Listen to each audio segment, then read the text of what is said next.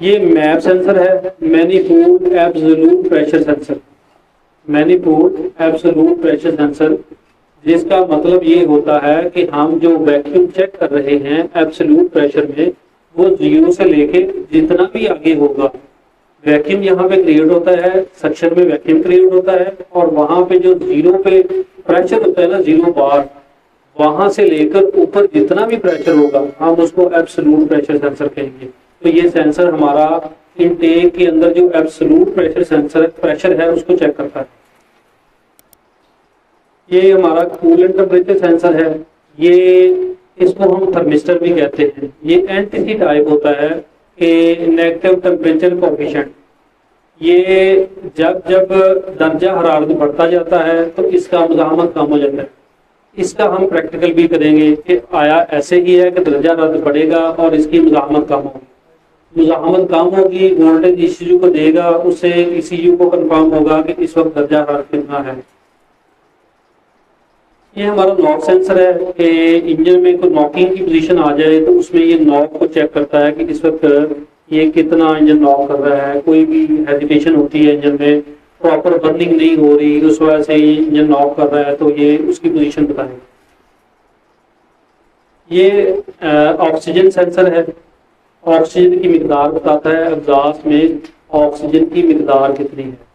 उससे engine ECU को ये कंफर्म होता है कि हमारा जो इंजन इसमें एयर फ्यूल रेशियो जो बन रही है 14.7 निस्बत 1 के, उसको मैंने कितना प्रॉपर करना है।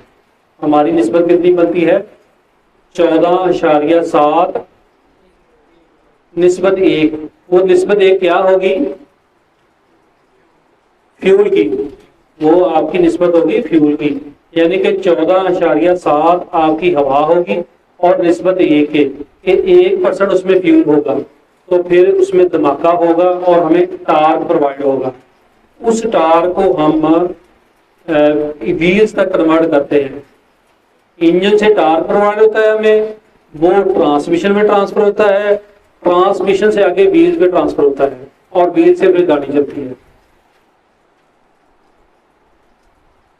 ये भी एक इंजन स्पीड सेंसर है, जैसे मैंने आपको पहले दिखाया था व्हीकल स्पीड सेंसर, उसी तरह का ये एक स्पीड सेंसर है।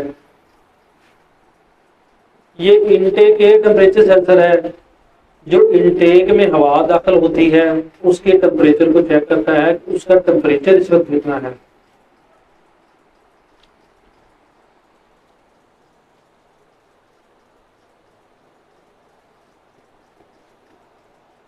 इसके बाद हम देखते हैं एक्चुएटर्स।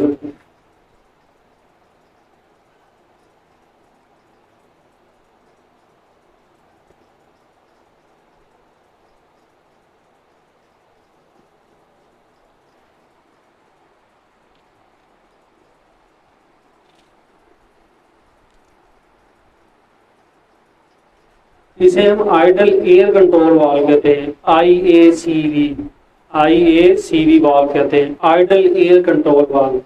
इसका काम ये होता है कि जो हमारे आइडल के आरपीएम होते हैं, जैसे फिक्स आरपीएम होते हैं 550, 650, 750, 850, इसको ये कंट्रोल करता है। उसमें इसने लोड को भी कंट्रोल करना होता है, जैसे हमारा एसी चल गया है, हमारी हेडलाइट चल गई हैं, तो इसका लोड भी ये कंट्रोल करता है। ये भी आइडल एयर कंट्रोल वाल्व है, थोड़ा सा डिफरेंट है, शक्ल इसकी मुख्तलिफ है और इसकी लोकेशन ये होती है, ये थ्रॉटल के पास लगा होता है, थ्रॉटल के बिल्कुल साथ लगा होता है। ये हमारे इंजेक्टर्स हैं, इंजेक्टर्स स्प्रे करते हैं। अब जो इंजेक्टर्स हमारे लगे हैं वो पोर्ट इंजेक्शन में भी लगे हुए हैं और डायरेक्ट इंजेक्शन में भी लगे हुए हैं।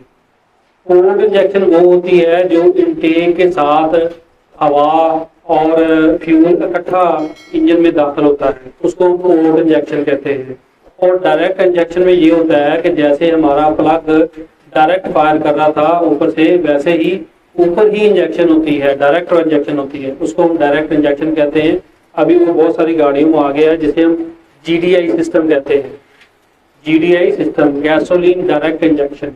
और ये जो नॉर्मली हमारी गाड़ियों में यूज हो रहा है वो पोर्ट इंजेक्शन यूज हो रही है। ये ईजीआर वाल है जी, इसे हम कहते हैं एग्जॉस्ट गैस रीसर्कुलेशन, कि ये जो एग्जॉस्ट गैस है उसको वापस इंजन में भेजती है जब टेम्परेचर इंजन का बढ़ जाता है। तो इससे ये होता है कि इंजन का टेम्परेचर कम हो जाता है। रीसर्कुलेशन करने से क्या होता है कि इंजन का टेम्परेचर कम हो जाता है, वो इस वजह से कि वहां पे बर्निंग की जो बर्निंग ब्लास्ट है वो थोड़ा सा कम हो जाता है, और टार्क जो है हमारा थोड़ा कम होता है, ब्लास्टिंग का टेम्परेचर कम होता है, उससे हमारे इंजन का टेम्परेचर कम हो जाता है। ये भी इंजेक्टर है, इसकी थोड़ी शक्ल डिफरेंट है।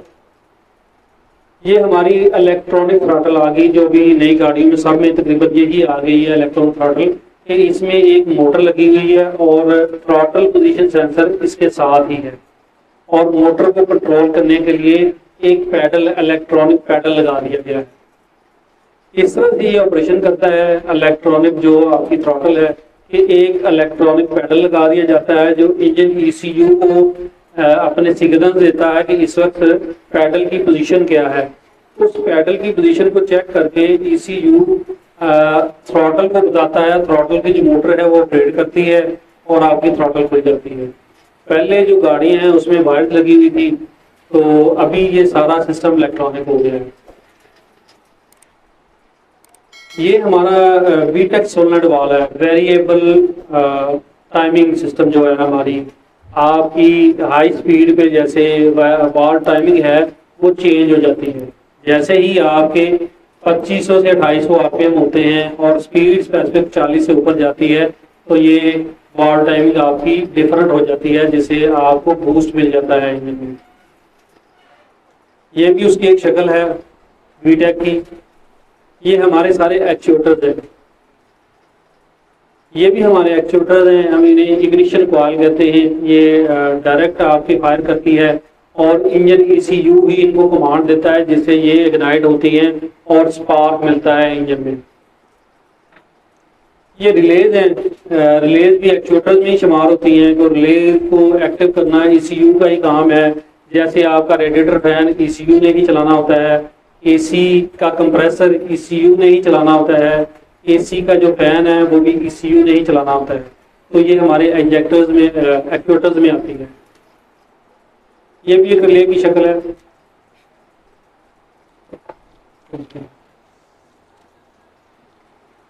अच्छा जी, हम अब किसी एक या दो सेंसरों की मूवीज देखेंगे कि वो ऑपरेट कैसे करते हैं। उसके बाद हम प्रैक्टिकली उसको चेक करेंगे कि वाकई ऐसा ही है कि जैसा हम ये देख रहे हैं ये सिस्टम ऐसे काम कर रहा है। उसके बाद हम ओपीडी सिस्टम को थोड़ा सा समझेंगे।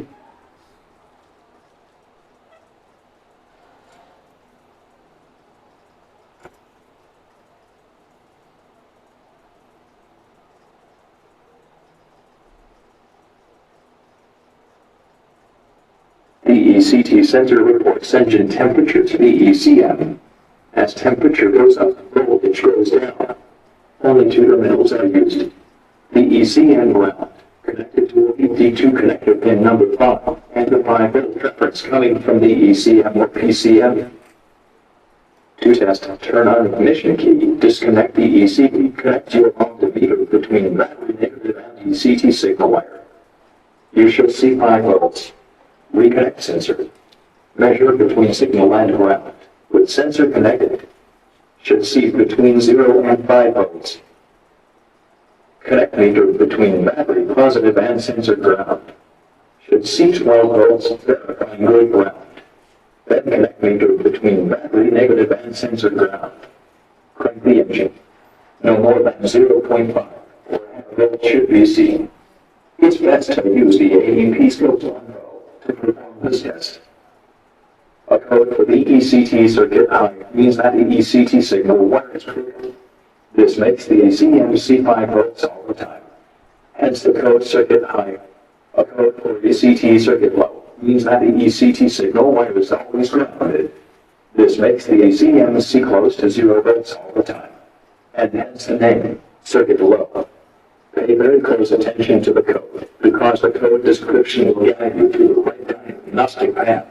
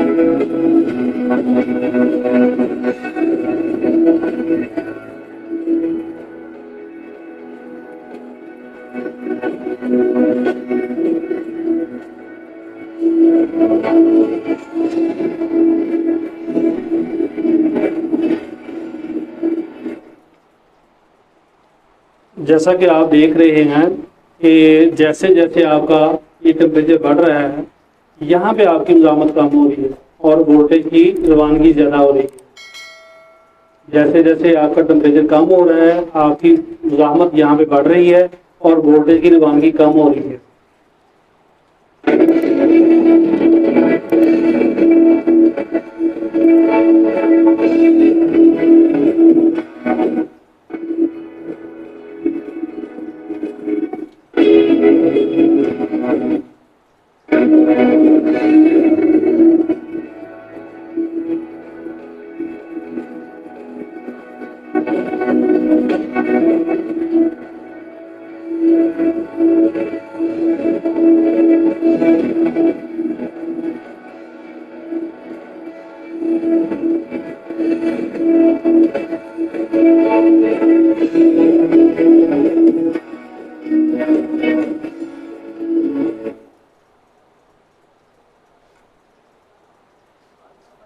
आपको क्या बताया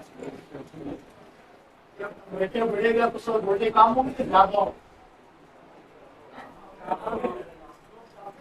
बढ़ता है तो मसामत कम हो जाती है, मसामत ज्यादा होती है, वोल्टेज कम। जैसे ही आपकी गाड़ी ठंडी होगी, आपकी मुजाहमत बढ़ जाएगी, मुजाहमत बढ़ेगी, आपके वोल्टेज कम हो जाएंगे। जैसे ही आपकी गाड़ी गर्म होगी, आपकी मुजाहमत कम हो जाएगी, आपके वोल्टेज बढ़ जाएंगे।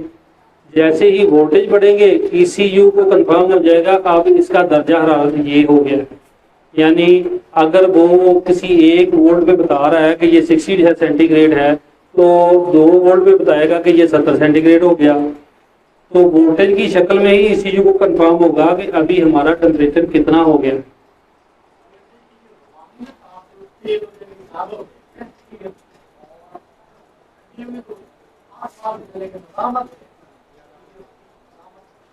The manifold absolute pressure sensor is installed on the surge tank. It detects intake manifold pressure and sends it to the ECM. The ECM calculates the air intake quantity and controls fuel injection amount. The sensor consists of diaphragm, piezo-resistive resistance. The piezo-resistive resistance are located on the diaphragm. The diaphragm is deflected depending on the air intake pressure. Accordingly, resistance is changed and output voltage also changed.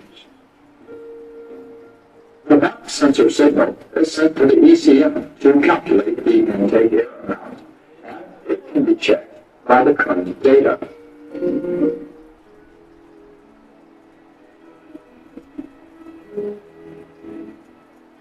If any fault code is present or current data is wrong, check the sensor, wiring, and ECM.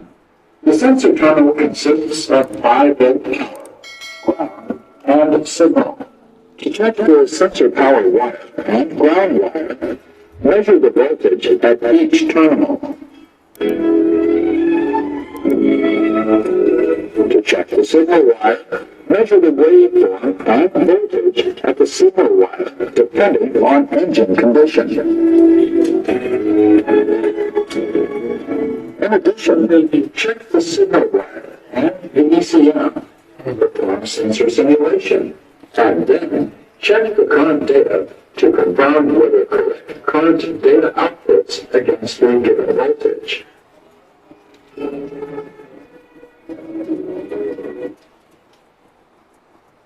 ये हमारा map sensor है। कि engine में जैसे ही vacuum pressure बढ़ता है ये अपने वोल्टेज बढ़ा देता है। इसके अंदर खास डायफ्राम लगी हुई है कि उस पे दबाव पड़ता है और दबाव पड़ने से उस पे वोल्टेज बढ़ जाते हैं।